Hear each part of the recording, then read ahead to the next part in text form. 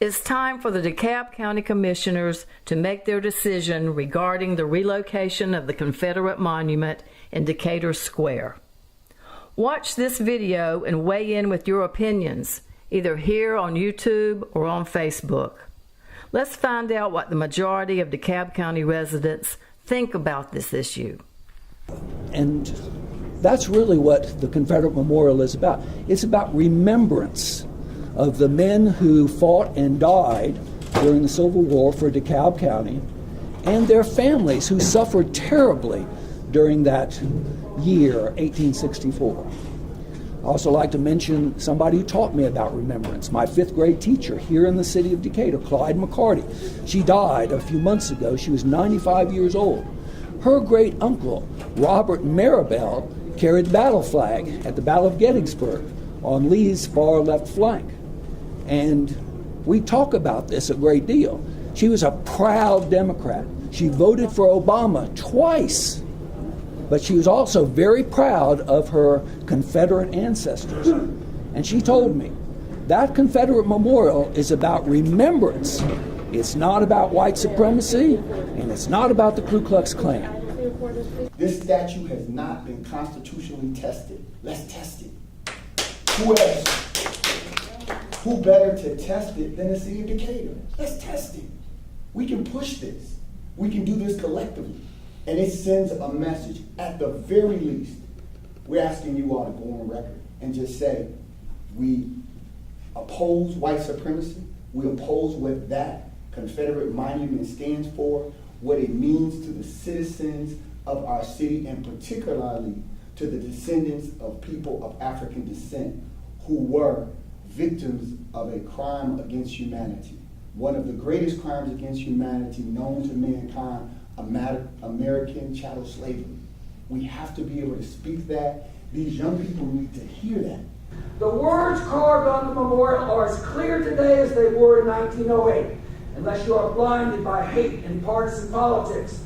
It was erected by the men and women and children of DeKalb County in memory of soldiers and sailors of the Confederacy. It honors their virtues of courage, fortitude, and loyalty, both during and after the war. The inscription uses words and phrases found in the Declaration of Independence, the Articles of Confederation, and the Constitution. They believed in the Constitution as it was written by the founders and agreed upon by the states.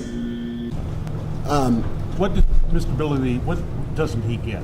He doesn't get that the resurrection of that monument, he says it was erected by the citizens of DeKalb County. Not all. In 1908, the African American ancestors didn't have a voice. And so this was not reflective of how everyone felt.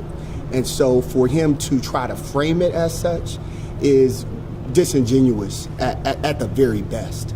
It's sad to hear how this attempt to try to frame something that was erected in 1908, was placed there the same year that grandfather clauses were implemented to prevent black people from voting, and for it to just be completely removed from that context.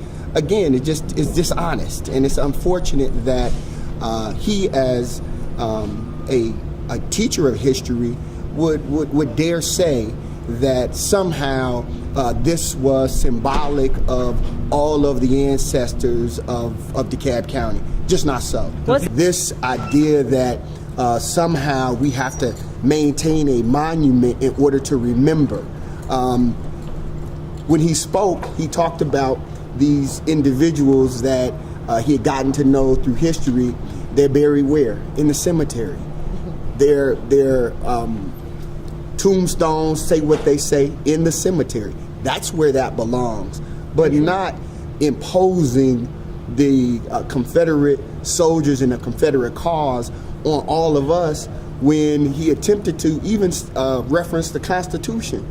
I mean, they violated the Constitution. That was their whole purpose, was to absolutely succeed from the United States government. So to try to lift them up as something other than traitors, which is what they were at the time, absolute traitors to the country, it is, again, it's unfortunate. It's unfortunate.